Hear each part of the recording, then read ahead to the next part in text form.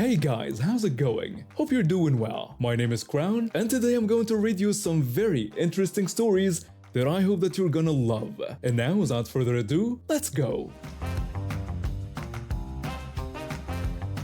Let me start from the beginning. I live next door to a nice older couple. They are good neighbors, always friendly, and we've never had any problems. They rent out their lower suite to their adult daughter, her partner, and their kid.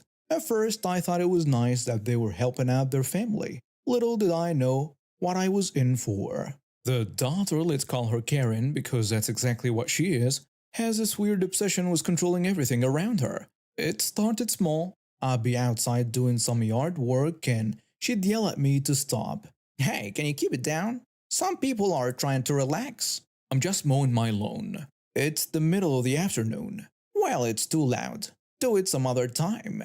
I tried to be polite at first, but it kept happening. One Saturday, I was cutting my grass at 4 p.m., a perfectly reasonable time if you ask me, and next thing I know, bylaw officers are at my door. Apparently, Karen had called them on me for mowing my lawn at 4 p.m. on a Saturday. The bylaw officer looked as confused as I felt. "We received the noise complaints about lawn mowing." I tell him, "But it's 4 p.m. on a Saturday. That's not against any bylaws, is it?" No, it's not. "Sorry for the trouble, sir." I was annoyed, but I tried to let it go. I noticed that Karen never helped her parents with their yard work, even though they were getting older and could use a hand. So, being a good neighbor, I started mowing half their lawn and taking care of the area below their retaining wall. It wasn't a big deal. It was way smaller than my front yard and it's flat, so it's easy to do. But Karen couldn't leave well enough alone. Every time I pull out the mower or trimmer, even in my own yard, she'd start screaming at me. "Stop that right now, it's too loud. You're disturbing everyone." "I'm just taking care of my yard. It needs to be done." "I don't care. Stop it or I call the police." It was getting ridiculous. I mean, how was I supposed to maintain my property if I couldn't use basic lawn equipment? But things really came to a head at the end of May. I was mowing the lower area of their yard, like I've been doing for months, when Karen came storming out of the house. "What do you think you're doing? Stop that right now." "I'm just mowing the lawn, like always." "I told you to stop. It's too loud. I am calling the police if you don't stop right this second." Now, I am not one for confrontation, but I was at my wit's end. So I decided to do exactly what she asked. I stopped, right there and then. I turned off the mower, walked it back to my garage, and went inside. Then I sent a text to my neighbor, Karen's mom. "Hi there. I just wanted to let you know that your daughter seemed very stressed by the lawn mowing and asked me to stop. I don't want to cause any problems, so I've stopped mowing the lower area of your yard. Hope you understand." I didn't get a response, but I stuck to my word. From that day on, I only mowed up to the property line. No more, no less. I watched as their yard started to get overgrown. The grass in the lower area was getting longer and longer, but I didn't touch it. Not my circus. Not my monkeys, right? A few weeks went by and I could see Karen's parents getting frustrated. They'd come out and look at the overgrown grass, shaking their heads. But Karen still didn't lift a finger to help. Then last week, something unexpected happened. I was outside tending to my garden when Karen approached me. She looked uncomfortable, which was a new look for her. "Hey, I was wondering if you could start mowing our lawn again." I couldn't believe my ears. Was this the same person who had been screaming at me for months? "Oh, why is that?" "Well, my mom is really mad about how the yard looks. She's been complaining a lot." I couldn't help but feel a little smug. I know it's not the most mature reaction, but after all the grief she'd given me, it felt good to see her squirm a bit. "I'm sorry, but I can't do that. It's too loud. Remember? I might get in trouble." "But it's okay now. We don't mind." I appreciate that, but I wouldn't want to risk having the police called on me. It's better if I just stick to my own yard. Karen looked like she wanted to argue, but for once, she held her tongue. She just nodded and walked away. I thought that was the end of it, but today I witnessed something that almost made me feel bad. Almost. I was inside looking out my window when I saw Karen struggling with a huge gas mower. She was trying to manhandle it down the 9 stairs to the lower part of the yard. It was painful to watch. because she nearly dropped it several times, and I was worried she might hurt herself. Once she finally got it down there, it took her 25 minutes to mow what usually takes me 3 minutes. She was sweating, red faced, and clearly frustrated. And then came the real challenge, getting the mower back up those stairs. I almost went out to help her, almost, but then I remembered all the times she'd yelled at me, all the trouble she caused, and I stayed put. Sometimes people need to learn their lessons the hard way. Being a good neighbor isn't that hard. It's about respect, consideration, and sometimes just minding your own business. If you can't do that, well, you might find yourself struggling with a lawnmower on a hot summer day, wishing you'd been a little nicer to the guy next door. Our last Black Friday shopping experience turned into such a nightmare. My daughter, who's 12, and I decided to brave the crowds this year to snag some deals. We had our eyes on a big 65-inch TV that was on sale for an unbelievable price. We got to the store early, waited in line for hours, but when the doors opened, we rushed straight to the electronics section. We were lucky. There was only one 65-inch TV left, and we managed to grab it. I was so excited thinking about how great it would look in our living room. My daughter was jumping up and down, already planning movie nights with her friends, and that's when things took a turn for the worse. As we were making our way to the checkout, this woman came out of nowhere. She looked like she was in her 40s, with a bad dye job and clothes that were way too tight for her. She marched right up to us and demanded we give her the TV. "Hey, I just saw that TV first.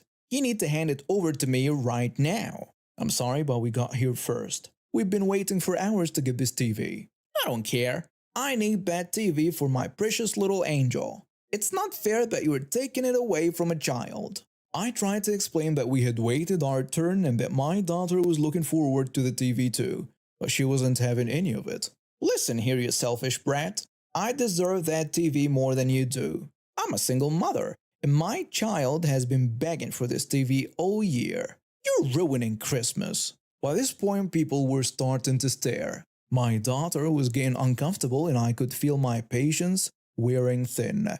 "Look, I understand you're disappointed, but we got here first. There is nothing more to discuss." I thought that would be the end of it.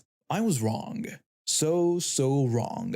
As we turned to leave, Karen suddenly grabbed my daughter's arm and yanked her away from me. It happened so fast, I couldn't react in time. 1 second, my daughter was next to me, and the next, she was being held by this crazy woman. "If you want your precious daughter back, you'll hand over that TV right now." I couldn't believe what was happening. Was this woman really trying to use my child as a bargaining chip for a TV? My daughter looked terrified, and I felt a mix of fear and anger rising inside me. "Let go of my daughter right now, or I'm calling the police." "Go ahead. By the time they get here, I'll be long gone with that TV. Now hand it over, or your brat gets it." My daughter yells, "Dad, help me." I was frozen. I didn't know what to do. If I let go of the TV to grab my daughter, Karen might hurt her. If I gave in to her demands, I'd be rewarding her insane behavior. But to be honest, there was no confusion here. I was in the process of ditching that TV and reaching for my daughter when out of nowhere I saw a fist connect with the side of Karen's face. She let out a shriek and stumbled backward, releasing my daughter in the process. I quickly pulled my girl close to me, checking to make sure she was okay. And that's when I realized who had come to our rescue. It was my sister, my daughter's aunt. She had been shopping in a different part of the store and had stumbled upon the scene just in time. My sister says, "Don't you ever touch my niece again, you psycho." Karen was on the ground at this point, holding her face and wailing like a banshee. "You hit me! I am calling the police! I'll sue you for everything you've got." "Go right ahead. I'm sure they'd love to hear how you tried to kidnap a child over a TV." By this point, store security had arrived. They'd seen everything on the cameras and had already called the police. Karen was still on the ground, alternating between threats and pleas for mercy. "You don't understand. I need that TV. My child will be so disappointed if I don't bring it home. Please have a heart." The security guard tells her, "Ma'am, you attempted to kidnap a minor. That's a serious offense. The police are on their way and you'll have to explain your actions to them. As we waited for the police to arrive, I hugged my daughter tight, grateful that she was safe. My sister explained that she had been looking for us to see if we wanted to grab lunch after shopping. She couldn't have arrived at a better time. Thank you so much. I don't know what would have happened if you hadn't shown up, Sister says. Don't mention it. Nobody misses with my family, especially not over some stupid TV. When the police arrived, they took statements from everyone involved.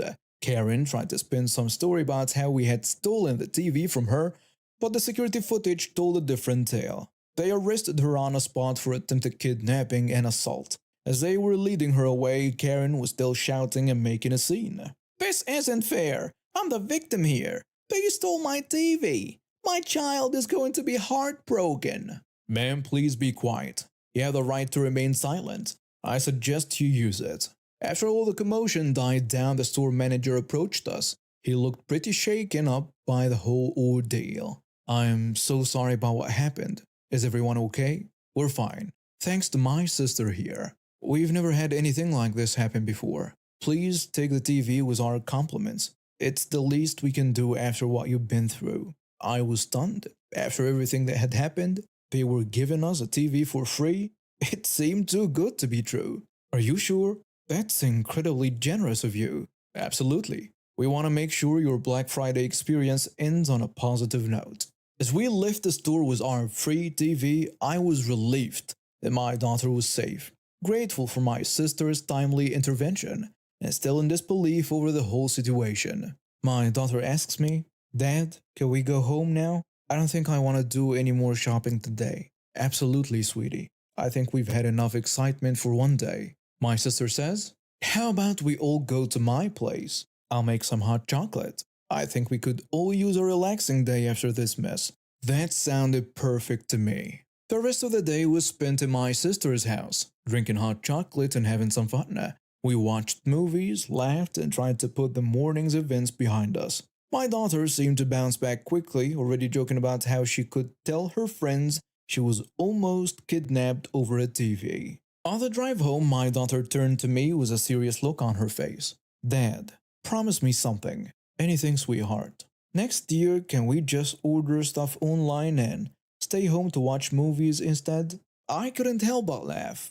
It seemed we were on the same page. That sounds like a perfect plan to me, kiddo. It wasn't the Black Friday experience I had expected, but it was certainly one I'd never forget. It was about 4 years ago when I was 19. My brother was 21 at the time and we've never really gotten along. He's always had this weird attitude towards women, like we're somehow less than him. It used to make me wonder how he'd ever find a girlfriend who actually respected herself. But then he met this girl through a college club.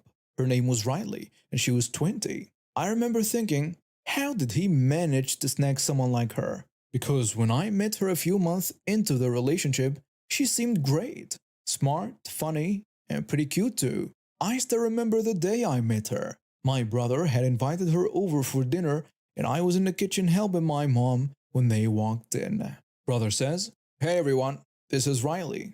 Hi, it's so nice to meet you all, Riley says. I reply, Hey Riley, I'm his sister. Welcome to our chaos. We all laughed and Riley fit right in. Throughout dinner, I kept thinking about how I should warn her about my brother's behavior, but I couldn't bring myself to do it. Who was I to interfere, right? Fast forward to about a year later, I was swiping through Tinder one day when I came across a familiar face. My brother's profile. I couldn't believe it. I quickly took a photo with another phone and blocked his profile. I didn't want him to know I'd seen it.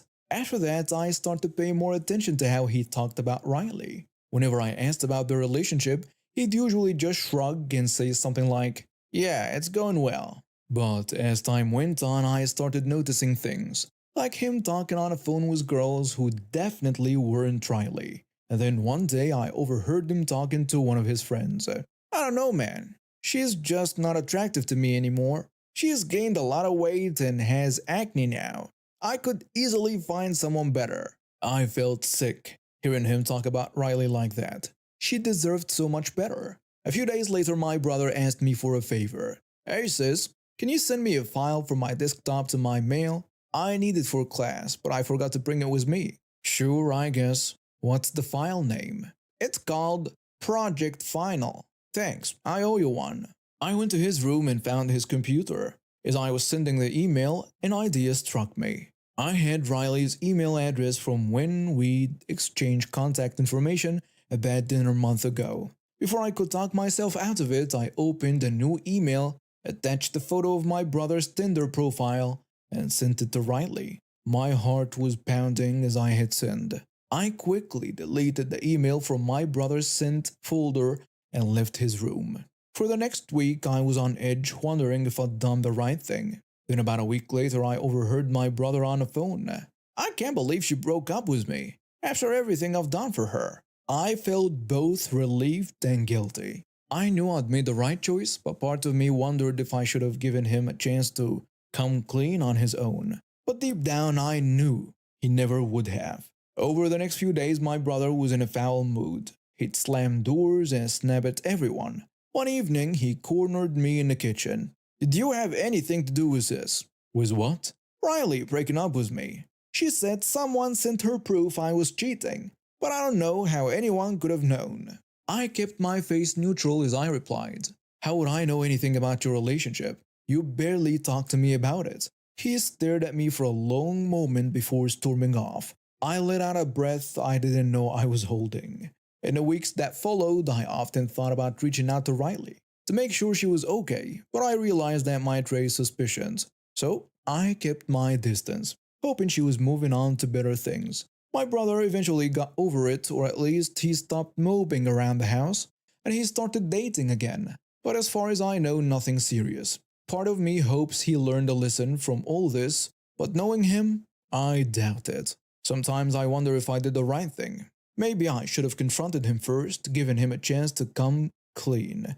But then I remember all the times I've heard him talk about women like we're objects, like we're less than human. I think about Riley and how she deserved to know the truth. I've never told anyone about what I did. Not my friends, not my parents, no one.